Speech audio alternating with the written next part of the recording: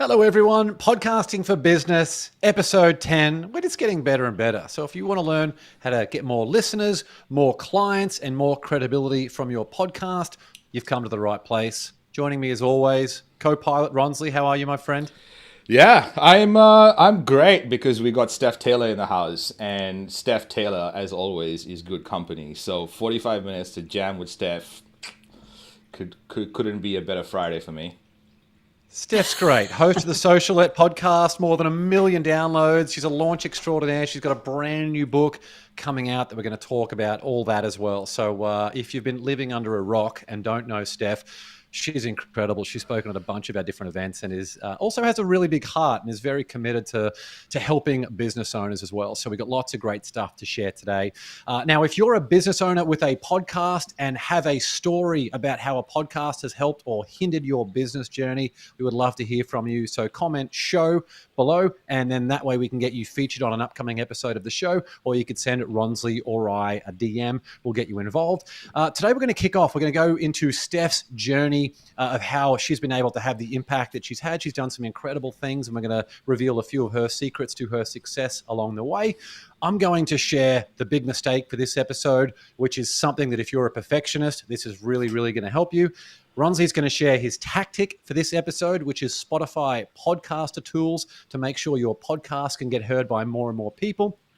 And before we begin, we need your help. We want to manipulate the algorithms as much as we possibly can. The best way to do that is if you can like or comment or share this live stream. It'd be great if there's something that really lands with you. Just drop a comment or give it a love heart or a like to let us know. That'd be great. We can get more people to come and learn how to grow their business using a podcast. And if you would like a free download of our 10 mistakes and how to fix them, just go to mistakes.wearepodcast.com. Ronsley, we also have a very big announcement today. Should we announce it like right now? Probably. I don't know. Steph's in the house. Steph has been part of the movement for a while. So maybe get Steph on, and then we've not told anyone about it yet. Probably Steph knows about it, but wait, I'm not even sure if I do know about it. What is it? Steph, welcome to the show. Since how long have you been around? Oh, a little while. No. Well, you messaged me about it, so you know about it. I do know about it, yes. Yes, and today's the first time the world's going to know about it, I suppose. I mean, you found out about it because we started to do our little housekeeping stuff and put it on all the different sites, and you found out about it. But yeah, James, whenever you feel the need to, you're all in your hands. Drum roll. I'm trying to do a drum roll, but you can't really see it in my little window. There we go. We have the drum roll. Thank you for the sound. 10th and 11th of November. If you are in Australia, you do not want to miss this. We Are Podcasters coming back. The first in-person event in a number of years since the pandemic and all this other crap has happened that stopped this connection that we all need so deeply. Yeah. 10th and 11th of November, Brisbane, Australia. Save the date for that. It's going to be incredible. Ronsley will be there. Steph will be there. I will be there. A bunch of our other friends are going to be there. It's going to be an incredible time. So make sure you, don't miss out on that. I'm curious to know, Steph, what's your first memory of We Are Podcast, and what year was it in? It was 2016, I believe. And I came along because some random dude called Ronsley in the co-working space that I was in told me to come along and check it out. And I'd always listened to podcasts, but I wasn't a podcaster at that point in time. And I turned up to We Are Podcast with my marketer hat on because I was a marketer. And I thought, you know what, this is fun to know, like from a marketing perspective, but I'm never going to start my own podcast. And by the end of those 2 days, I was like, oh, okay, what podcast should I start first? Oh, well, it's really cool to have you part of the journey. I feel like starting We Are Podcast, I said this on the last show, I think, starting We Are Podcast for me was probably the biggest fetal position entrepreneurial moments that I've had in my journey, because it was so far past my comfort zone to start a conference by myself and in a country that I wasn't local to, I suppose. Have you and a lot of other people part of that journey and see your success is very emotional sometimes, and to see what you guys are doing because of the event, and how you see the world now. It's just cool to watch. Really, it really is. Yeah, we need that connection as well. Like the three of us have spoken at these virtual events a bunch in the last 2.5 years, but having the opportunity to get back out there and just hug people and shake hands and just feel the energy that's coming out of the audience, there's something really special about it. So we're really, really excited, and you best believe we are bringing out the big guns. This is going to be a hell of an event. So 10th and 11th of November. Steph, the new book that you've got out, 99 Launch Lessons. I would love to hear about what the motivation for you was to write this book and put it out there in the world. Yeah, I mean, honestly, it was probably the same motivation behind why I started my podcast. And that was just that I was constantly repeating myself. I was constantly sharing the same couple of lessons that I'd learned the hard way through building my own online course-based business, building a podcast, monetizing it with courses and other digital products. And I found that I was getting getting lots of people asking me the same questions. And I thought, let me just put this in a format where I can reach more people with it, and I can help other people to avoid the same mistakes that I've made, because I learned them the hard way. And if I can stop other people from learning them the hard way, well, that's great. And, I have the book in front of me here. So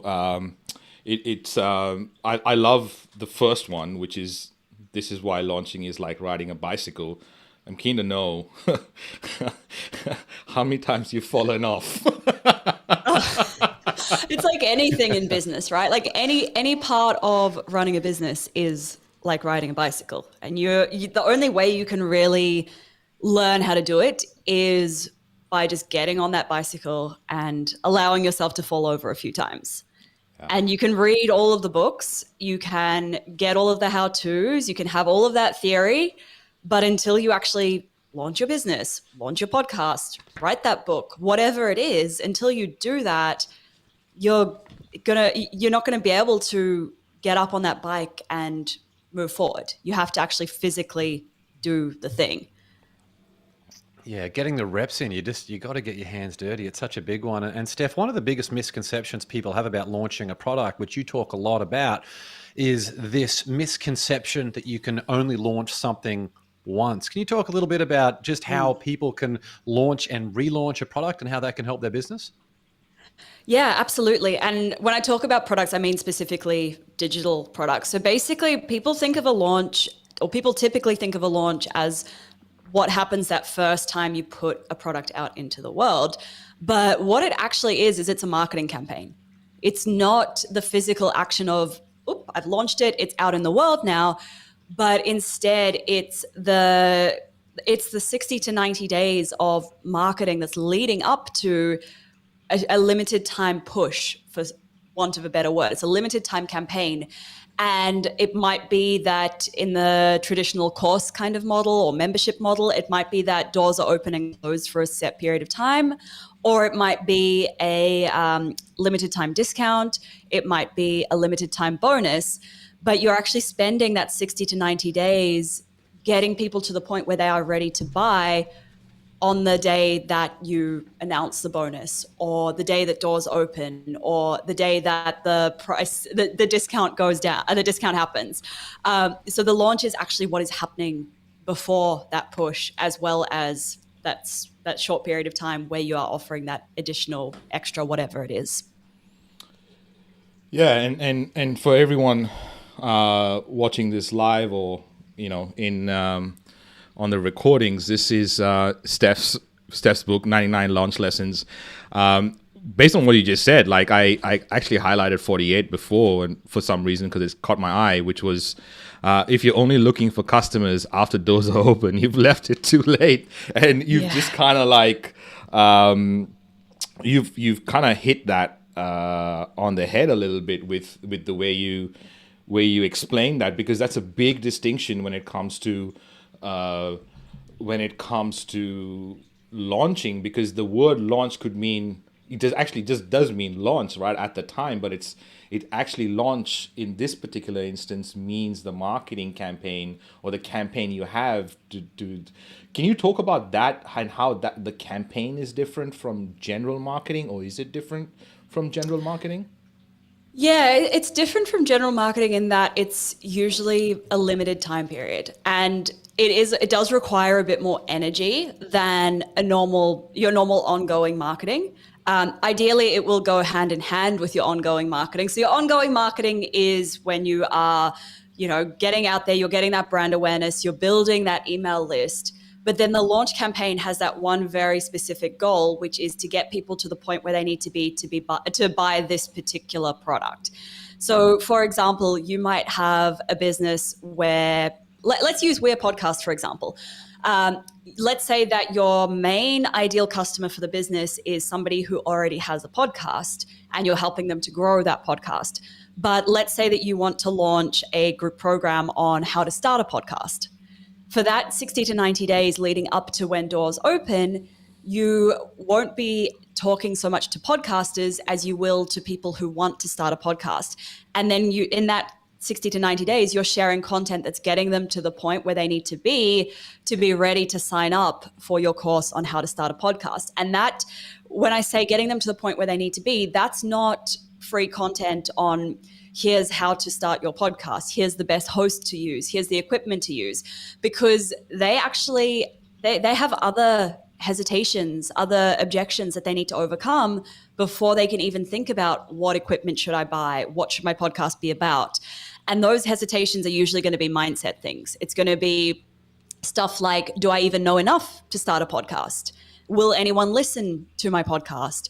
Am I not tech savvy enough to start a podcast? So your free content in that lead up is helping them to overcome all of the mindset muck that's holding them back from taking any action.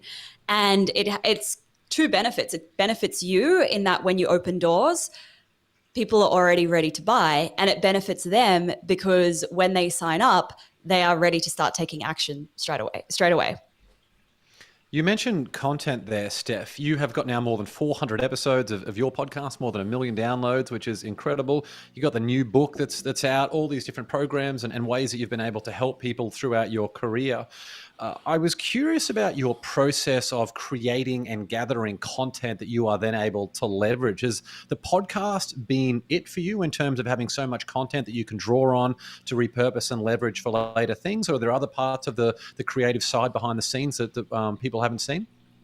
Yeah, the podcast and my email list are my main two forms of content, the emails that I send to my list and the episodes that go to my podcast. And I actually, like half an hour before we went live, I actually just sent an email to my list talking about why I just don't love Instagram anymore and why I've kind of gone off social media. And it was really interesting because in my most recent launch, I maybe posted on Instagram twice, which is nothing for me. Like I've built a huge business. I've built a brand on Instagram. So to do a launch where I wasn't really posting on Instagram, that was huge for me. But it actually it reiterated how important my podcast has been and how important email marketing is in a launch. So to walk you through, I guess, my content process, I always start every year I send out a survey to my email list and I gather a whole bunch of insight around what they want to learn from me. And it's really interesting because even though a lot of the same people have been on my list for several years, what they are wanting to learn from me has changed year by year based on what's happening in the world and what's happening in their businesses. So like some people came to me when they were first starting their business, when I first started out 5 years ago, and now they're in year 5 of their business and what they've needed has actually evolved. So I do that once a year. And from there, I take what they've told me and that gives me so many content ideas. So those usually become podcast episodes. Then I record the podcast episodes. If I'm feeling really game, I'll turn my webcam on and I'll record a YouTube version as well. And then each week, I send an email to my list, usually featuring one of my podcast episodes from that week. And sometimes I will turn a podcast episode into an Instagram caption or an Instagram reel, but that's not something that I've really felt inspired to do lately. Let's put it that way. I really want to get into your journey with social and that Instagram bit you just spoke about. But I want to go back to you starting this from scratch, really, right? You've built this whole thing on your own using really cool methods that you've learned and done really well. Like we were talking about this the other day that you were here. Traditionally, your skills are really, really good as a marketer, and you've been able to taken that and make this $1 million business from it, which is absolutely mind blowing when you think about it, or you like, that's the thing that I see when someone introduces me. I see and talks about the things that I've done. I'm like, did I really do that? And when I introduce guests that we have on this show, it's like wow, I can't believe that this has all happened. You mentioned mindset. What was the biggest mindset shift for you going from I suppose wanting to have this kind of freedom to actually getting this kind of freedom? That's a really good question. I think probably the biggest one was worthiness, or whether I felt deserving of it, because it took a couple of years of struggle, and then suddenly it happened really quickly. The growth happened really quickly. And when that growth happened, it was almost as if my mind completely forgot about the years of struggle. And it was like, but this was so easy. So you haven't worked hard for this. And that was a really big piece of mindset muck to overcome. Like, actually, no, I am totally worthy of this. I'm totally deserving of this. And then trying to resist the self-sabotage that came up with that. When you don't believe you're deserving of something, you're going to make sure that you don't have that thing. You're going to start doing that. You're going to start procrastinating. You're going to start avoiding opportunities that come to you. You're going to start doing all of these things that inadvertently or subconsciously end up destroying the thing that you already think you don't deserve. Yeah, huge. Steph, we have a comment, right? I just want to read this out. Sarah Stowe said, I spend more time listening to your voice than I do my husband, Steph. So that's great. So good. I would love to know, following up on what you just shared there with Ronsley, which is so important, even just to have the awareness so then you can do something about it. What are you focused on now that you've achieved an awesome amount of success? What are you doing to get to that next level, however you define it, whether it's to grow your business, whether it's to get even more freedom or whatever it is? That's a good question, because at the moment, I'm getting really comfortable in a space of not knowing what my next move is. I've built a business that I'm pretty happy with it at the moment. Like, it runs itself for the most part. I have a great team. I have a podcast people listen to. I have a course that I can reliably launch twice a year, same course twice a year. And each time it brings in lots of students. So it's like, cool, that's like one thing that's done. Do I want to grow this business to be a multi-million-dollar business? I'm not quite sure, because I never really started a business to be in the business of managing people. So I don't know if it's something that I want to grow into a really, really big business, or do I keep this business as it is and start thinking about, okay, what is that next move? What is that next move going to be? And I'm lucky because there are so many different things I can do. But the problem is, which one of those things? And I'm sure you both deal with this as well. Like, it's the curse of the entrepreneur. There's so many ideas, so many problems we can solve, so many strengths we can play to. But it's a matter of like just picking one and sticking with that one, seeing it through to completion. And that's the challenging part. Yeah, it's so refreshing, Steph, just hearing you say that, rather than a lot of other, a lot of business coaches. You, me, and Ronsley, we all know a lot of different business coaches. A lot of people out there telling you just to keep going more and more and more. To be like, yes, I am comfortable where I am. I recognize that every person that I add and or anything else that comes into my business adds that complexity. And I'm not willing right now to give up the life that I enjoy and find meaning in and able to help a whole bunch of people to bring in that additional complexity that could rock the whole boat on that entire process. Exactly. And like, I built my business, like I initially started my business because I just wanted freedom. I wanted to be able to travel. Obviously that hasn't happened in the last couple of years, but I wanted to be able to travel. I wanted to be able to work if I only wanted to work a couple of hours in a day because I just didn't feel motivated or inspired or I was tired. I wanted that freedom and that flexibility. And now that I have that, I don't know if I want to sacrifice that for the more that is so constantly pushed onto us.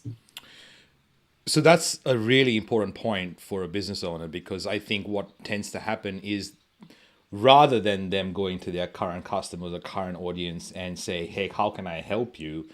All they know every time the year starts is I've got to increase my bottom line by X%, right? So that it's almost like the goals are, and it's not their fault. It isn't, because that's probably what has been taught to them without even the idea of a different perspective. Where did you get your perspectives from, and how do you step back to kind of go, oh, that's something I'm gonna go ahead with? Because you also, what I've noticed from the years knowing you is that when you go ahead with something, when you decide to do it, you go ahead with a lot of precision, which I'm extremely jealous of, because when I go ahead with something, I'm like chucking shit all over the wall and seeing what sticks, right? And then going, I think I do that as well. So everyone asks me, I'm glad it doesn't look like that. Well, it doesn't. It looks like you're going ahead with precision, because people ask me a lot, like, okay, how did you do that? And I literally have to go back to see on the wall what kind of shit has been stuck along the way. And I'm like, oh, that's the plan. That's how it happened. But when you stop and to look, and you stop and you look back to go ahead, what do you take into consideration before you go ahead with a project? To be honest, I'll think on something, and then one day I'll just be like, great, I'm going to do that. And like, I'll just decide on a whim, but I'll think about it for so long. So to be honest, I'm not really sure if I do take much into consideration. I actually feel like I'm surprised you think it looks like I'm going ahead with precision, because to me, it feels like I am just throwing spaghetti against the wall. And I'm pretty comfortable with that, because I think there is going to be a certain amount of experimentation. You can never really know that something's going to succeed until you get out there and you try it and you test it. You can survey people, you can talk to people, and they can say, yeah, I'm going to buy it. But you don't know if somebody's going to actually pay money for something until they pay money for it. Correct. You know how many times I've launched something that people have asked me for, only for them to say, oh, it's not a priority right now. I'll buy it next week. I don't have the money right now. And then they never actually end up buying it, because it's just not something that they really prioritize spending their money on. So I think there is definitely something to be said for getting out there and just throwing that spaghetti against the wall and saying something, okay, I'm going to commit to testing this idea for 12 weeks, for example. And at the end of that 12 weeks, then we can make a decision about this is working or this is not working. Got it. But we need to stick it out for that full 12 weeks before we have any kind of idea of whether something's working or not. Yeah. Steph, so many amazing insights in this one. I think this is good timing to go into our big mistake for today. Now, our mistake for today is number 62. If you would like the full list of 70 mistakes that business owners make with their podcast and how to fix them, go to mistakes.wearepodcast.com or comment mistakes below, and we'll get the team to send that out to you. Mistake number 62 is wanting everything to be perfect before you release your podcast. So many podcasters have had those stories of when they've had these episodes just stored and never put them out there. So you need to remember that it's not starting things that makes you successful. Anyone can go and have all of these open loops. It's finishing things, actually completing them and putting them out there. Steph was just talking about things like market validation. You can only evaluate the success of something once you've put it out there. So if you have that perfectionist mentality, You need to recognize that that's a big problem for you and put steps in place to be able to get the results that you want, to make sure that those tasks end up completed rather than in progress, because there's nothing that adds more stress to your day than having a to-do list of 500 different items with all of them in progress, and you've got no idea, what do I do next? So a lot of you watching this might have that perfectionist mentality. We would like to encourage you to be just as passionate as you're very passionate here about the product that you want to put out there. Be just as passionate about creating some processes, some SOPs that are going to enable you to get that same result and get that task completed, except you can move out of the grunt work. Steph's mentioned the team that she has who's able to help her with all this stuff. If you're doing every single thing yourself, it's just not a good position to be in. So go and find some help, document some processes so you can ensure that you get the quality that you want rather than trying to do everything yourself. So the big mistake, wanting everything to be perfect before you release your podcast. Steph, Ronsley, would love to know if you've got any thoughts or comments on that one. Absolutely, yeah. I've got so many thoughts on that. And I talk about this for like in the context of anything in your business, like whether it's a podcast, whether it's a particular piece of content, whether it is your first online course or your first membership. I see so many people getting stuck in the trying to make it that 100% perfect. And as we all know, like it's never, ever going to feel 100% perfect to us. The best way to do it, like you're going to be so much better off launching something or releasing something that's 80% perfect and that can help people. That's going to help a lot more people than something that's sitting in your Google Drive or your Dropbox, waiting until it's 100% perfect. But in the meantime, it's not helping anyone. It's not about, like, we make it all about us. Like, it needs to be perfect. Otherwise, what are people going to think about me? But in the meantime, what about those people that you could be helping with it? So that's my 2 cents on it. No, that's a huge point, right? It's a huge point about perfectionism, is that perfectionism is a reflection of how we want others to think about us. It's all about us. It's me. And we try to spin it in a whole bunch of different ways, right? We love the spin.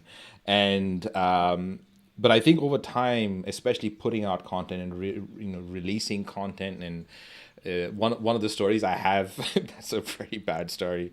It was a couple of years ago when the Black Lives Matter thing happened, and I had never thought of myself as a minority until the 6th of June. It was weird. Like when that all happened, I was like, I remember having this conversation with James as well during that period. But I stressed about putting out this long piece of content that I thought it was going to have all this backlash.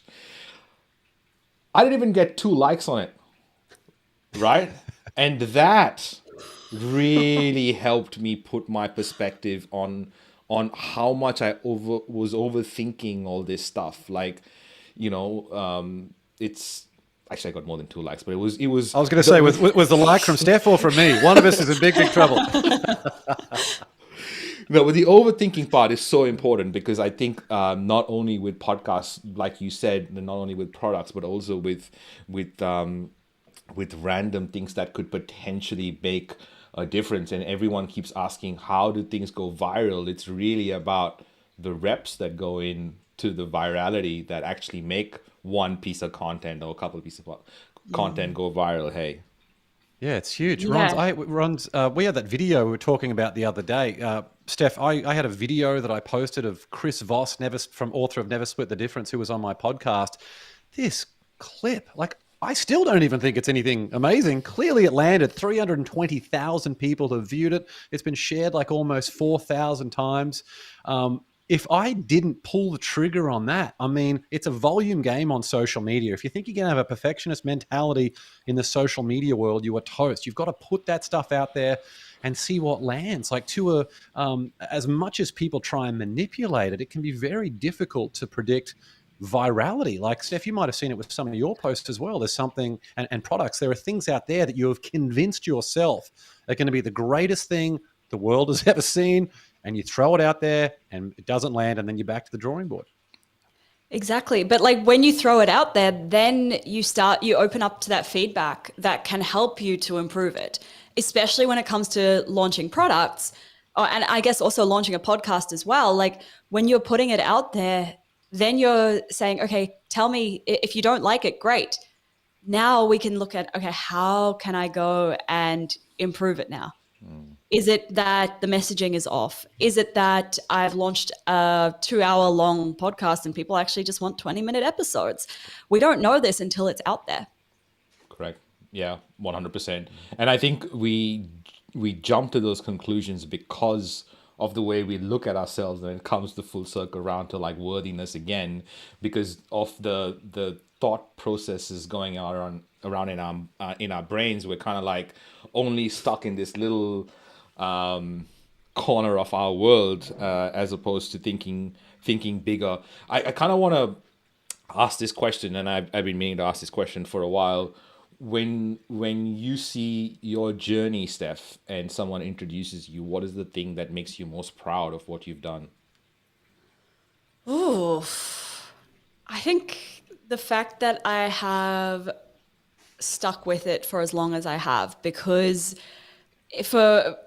that's probably the biggest thing that I see a lot of really smart people who could be super, super successful in their businesses. They started and they don't see the results after a year, so they give up. And I was very, very close to giving up, and I'm glad I didn't. I'm glad I stuck with it, because it was only around like year 3 of my business that I actually started to see any kind of results. Actually, it was about 4 years into business in total, 3 years into my current business, that I started to see the result of the hard work I was putting in. But so many people, they think if it's not working straight away, they give up. And I understand, like, yeah, you want that quick validation, but you're not always going to get the validation of your idea that quickly. Yeah. So I guess, I'm proud that I've managed to stick with it.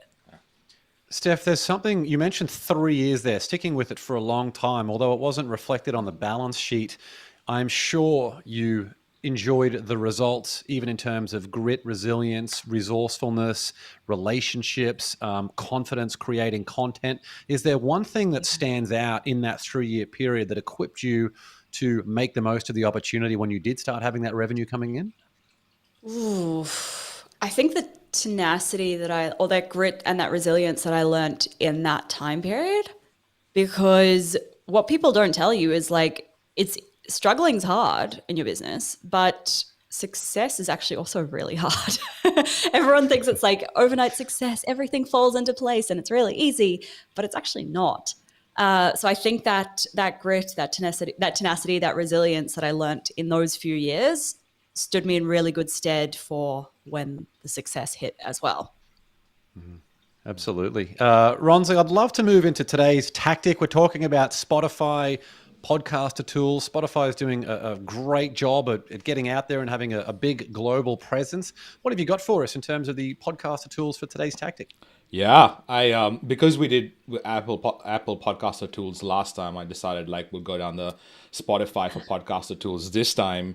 But again, just like that, I found a whole bunch of stuff that we'll go through in another episode.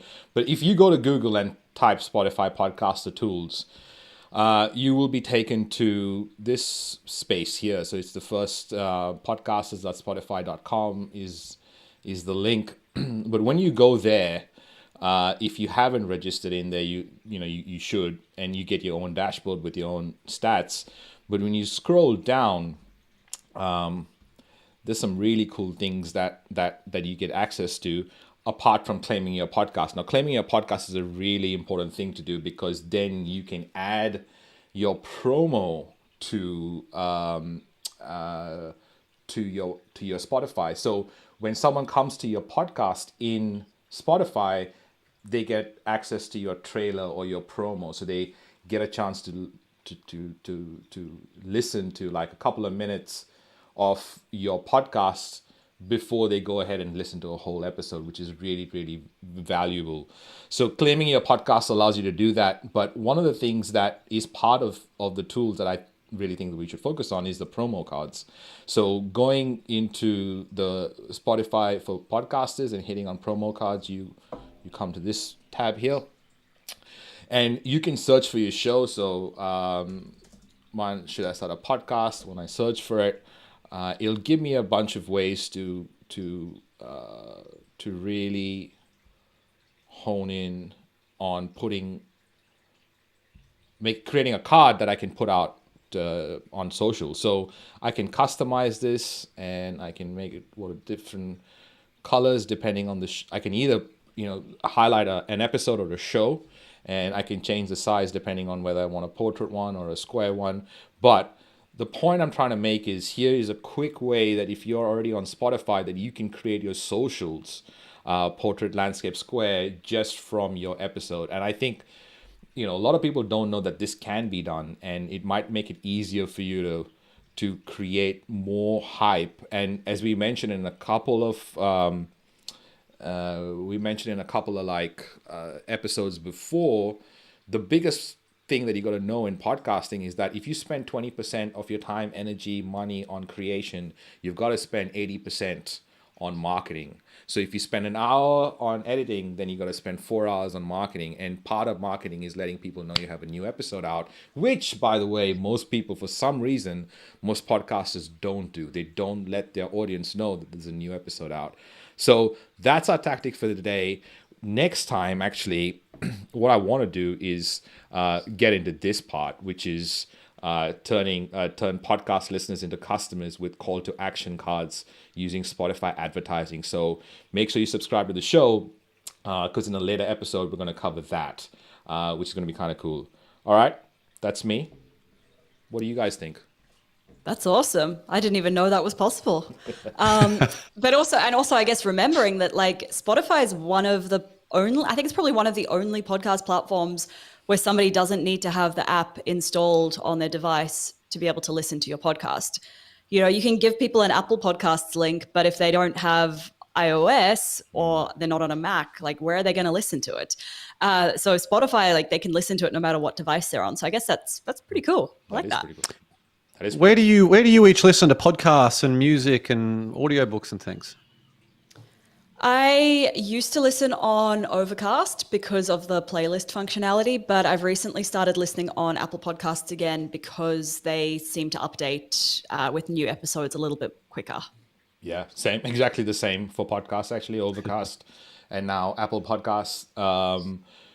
But Audible, I don't know, I've been a member of Audible for decade, almost over a decade. So I've got so many books in there that and now they've started a really cool feature, which is there are a whole bunch of other books that you can, as part of your membership, that you can just have access to.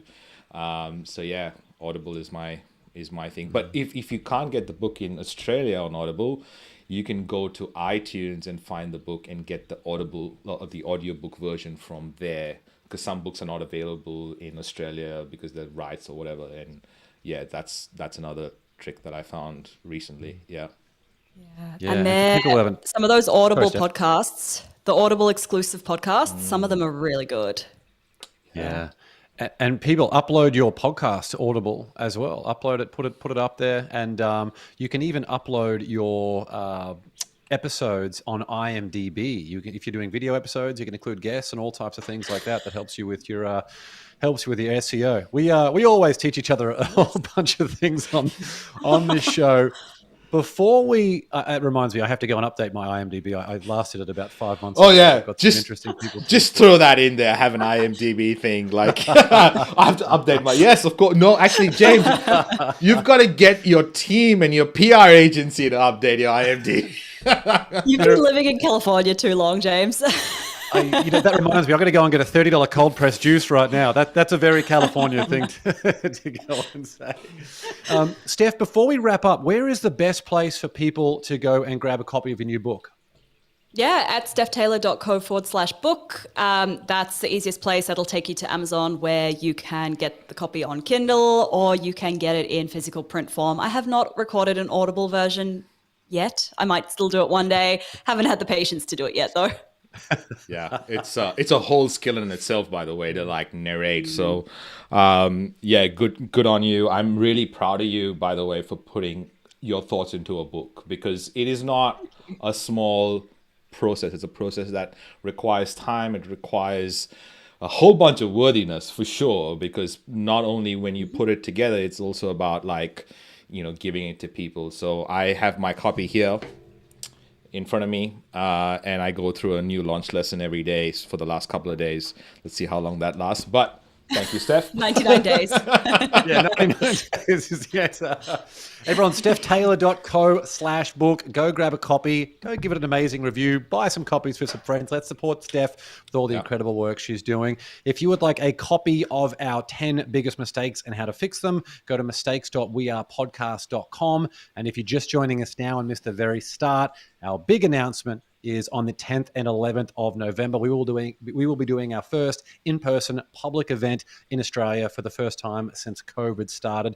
10th and 11th of November in Brisbane, Australia. We Are Podcast. It's going to be incredible. Ronsley, Steph, so great to see you. Thanks for bringing the heat. And we'll see you for the next episode of Podcasting for Business. See ya.